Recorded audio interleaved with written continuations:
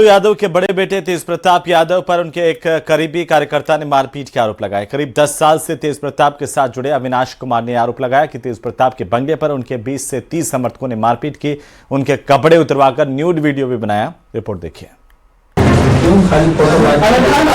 तेज प्रताप यादव जी के लिए जितनी शिद्दत से चुनाव प्रचार करिएगा, मेहनत करिएगा, उसका नतीजा ये है कि आपका बंडी फटा मिलेगा। 20 से 30 गुंडों के साथ मुझ पे आक्रमण किया गया, मारा गया। 26 नंबर आवास के अंदर मारा गया है। तेज प्रताप यादव की आवास के अंदर मुख्य दर्शक बन के सब देखते रह गए। न्यूड वीडियोस तक हमारी बनाई गई। बिहार विधानसभा चुनाव में मिली हार के सदमे से अभी लालू प्रसाद यादव के बड़े बेटे तेज प्रताप यादव उबरे भी नहीं थे कि उन पर चुनाव में हार की खींच एक कार्यकर्ता पर उतारने के आरोप लग गए हैं। तेज प्रताप यादव पर उनके जबरा फैन अविनाश कुमार ने मारपीट करने और कपड़े उतरवाने के गंभीर आरोप लगाए हैं।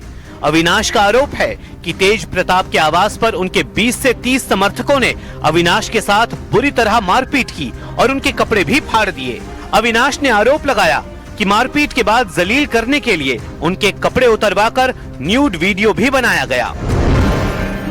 तेज प्रताप यादव जी के लिए जितनी शिद्दत से चुनाव प्रचार करिएगा, मेहनत करिएगा, उसका नतीजा ये है कि आपका बंडी फटा मिलेगा। 20 से 30 गुंडों के साथ मुझ पे आक्रमण किया गया, मारा गया।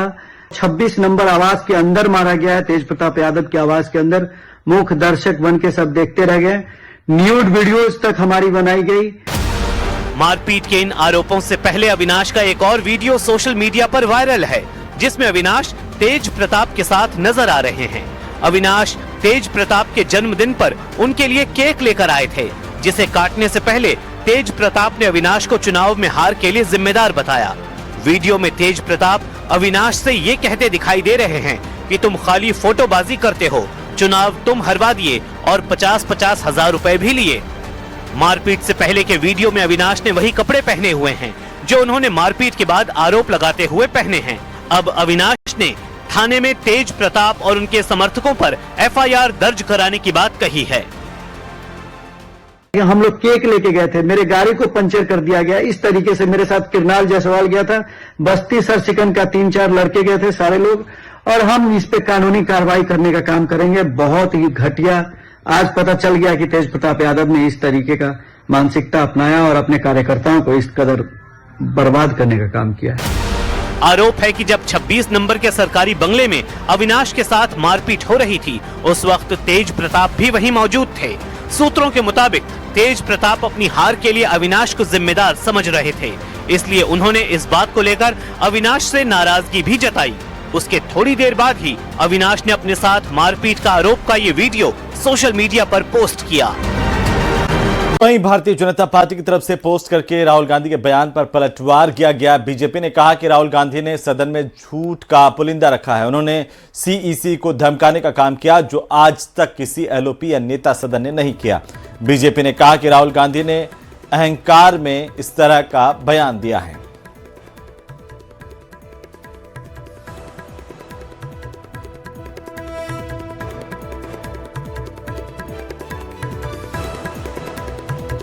तो वहीं लोकसभा में शिवसेना सांसद डॉक्टर श्रीकांत शिंदे ने उद्धव ठाकरे पर तंज कसा। श्रीकांत शिंदे ने कहा कि वो बाला साहेब को भूलकर कांग्रेस के साथ बैठे। उन्होंने पूर्व CSC गिल और कांग्रेस की आलोचना करते हुए कहा कि बाबा साहेब का अधिकार छीनने वाला मंत्री बना। नेताओं को, इनको खुद को भी समझना होगा कि जब स्थानीय चुनाव है या और कोई चुनाव है, वहां पर नेताओं को जो है कार्यकर्ताओं के पीछे खड़ा रहने का काम, तभी तो जाके चुनाव जीतेंगे। इनके नेता तो जब चुनाव होते हैं तभी बाहर चले जाते हैं। ये चुनाव कैसे जीतेंगे? और चुनाव हारने के बाद EVM पर दोष लगाने का काम, इलेक्शन कमीशन पर दोष लगाने का काम यहां पर कर रहे हैं। तो राजनीति में जातिवाद परिवार के मुद्दे पर मुख्यमंत्री योगी आदित्यनाथ ने विपक्ष पर जोरदार निशाना साधा। गोरखपुर में एकाकी कार्यक्रम के दौरान उन्होंने कहा कि हमें समाज को तोड़ने वाले और परिवारवादी लोगों को पहचानना होगा। रिपोर्ट देखिए।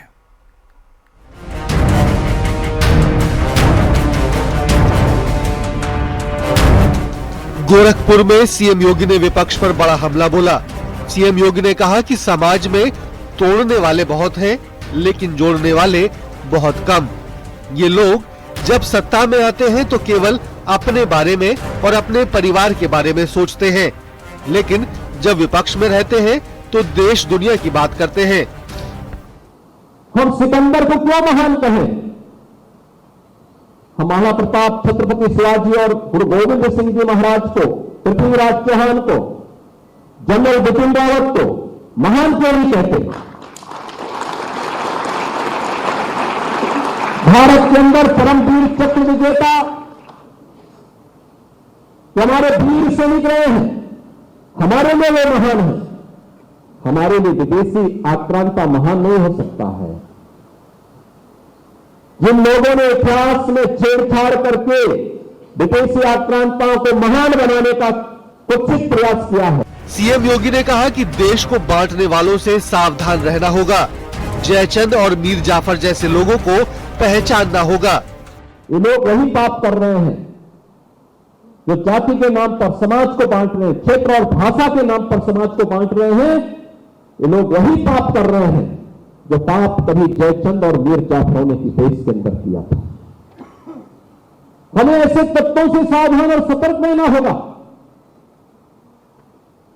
एक तात्कालिक लॉलीपॉप से समाज का कल्याण नहीं होने वाला है। सीएम योगी ने कहा कि जिसे खुद को भारतीय बोलने में तकलीफ होती है वो वहीं जाए जहां उसे सब कुछ मिले। जो भी अपने आप को भारतीय बोलने में गौरव की अनुभूति करता है वह हमारा है, और जिसको भारतीय बोलने में गौरव की अनुभूति नहीं होती है वही पराया है। उसको बोलना चाहिए वहीं जाओ जहां आपको अपना सब कुछ मिले। गोरखपुर में सीएम योगी ने सैनिक स्कूल में ऑडिटोरियम का उद्घाटन किया। साथ ही सीएम योगी ने पूर्व सीडीएस जनरल बिपिन रावत की प्रतिमा का अनावरण भी किया। इस मौके पर सीएम योगी बोले कि हमारे लिए विदेशी आक्रांता महान नहीं हो सकता। Bureau report, news 18, Uttar Pradesh, Uttarakhand. Indigo संकट पर सरकार ने बड़ी कार्रवाई की और इंडिगो के सभी रूट पर 10% की कटौती की है, यानी कि इंडिगो की उड़ानें घटा दी गई हैं। ये कटौती दिसंबर तक की गई और इस पूरे मामले में केंद्रीय उड्डयन मंत्री ने संसद में भी बयान दिया।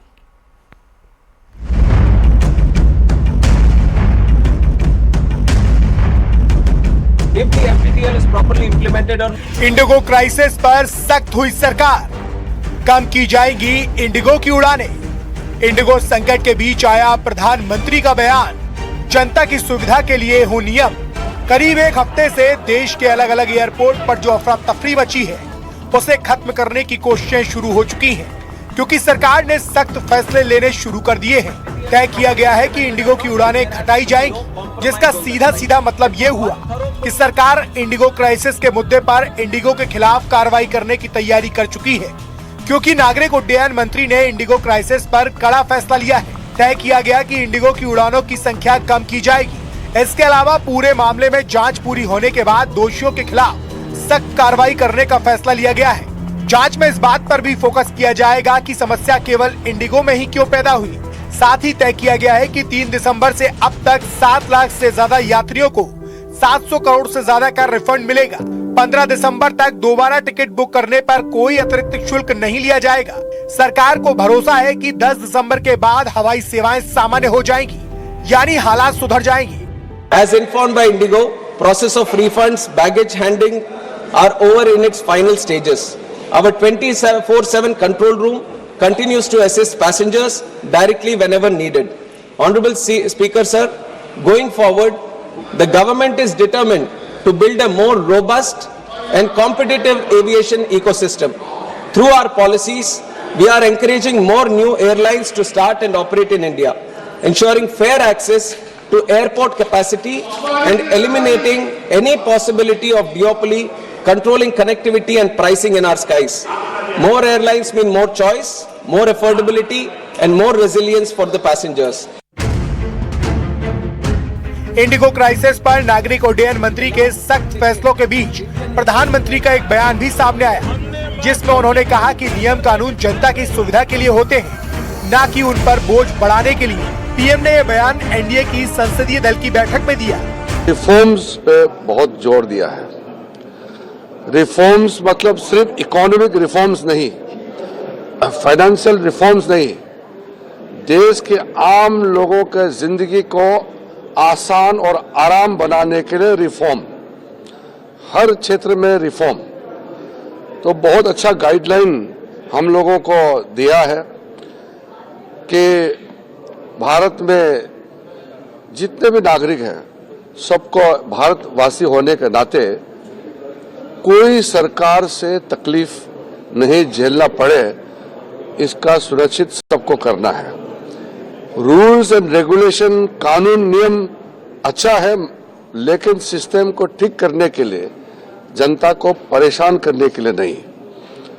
प्रधानमंत्री मोदी जी ने बहुत साफ शब्दों में कहा है कि कोई भी ऐसा कानून, कोई भी ऐसा नियम नहीं होना चाहिए जो बिना मतलब आम नागरिकों को परेशान करे। ऐसा नहीं होना चाहिए। कानून लोगों के लिए बोझ नहीं, लोगों का सुविधा के लिए होना चाहिए। एक तरफ प्रधानमंत्री ने जनता की सहूलियत और सुविधाओं को प्राथमिकता बनाने पर जोर दिया, तो वहीं दूसरी तरफ सरकार ने इंडिगो के खिलाफ ताबड़तोड़ फैसले लेना शुरू कर दिए, जिससे इंडिगो एयरलाइंस को तगड़ा झटका लगा है।